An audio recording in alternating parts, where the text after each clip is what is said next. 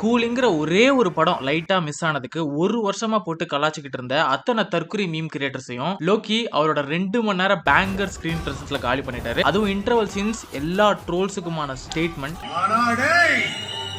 அவன் வெட்டின ஒவ்வொரு வெட்டம்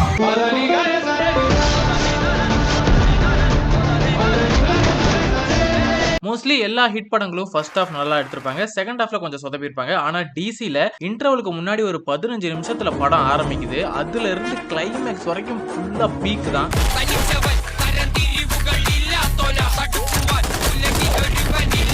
ஒரு வயலண்டான சைல்ட்ஹுட் டிராமா இருக்க கேங்ஸ்டர் லோகேஷ் தேவதாஸ்ங்கிற கேரக்டர்ல நடிச்சிருக்காரு. அண்ட் அவர் கண்ணுக்கு எது தப்புன்னு தெரியுதோ எதையும் யோசிக்காம தட்டி கேட்பாரு. தட்டி கேட்கறதுனா போய் பேசுறதுலாம் இல்ல, ஸ்ட்ரெயிட்டா சொருவல் தான்.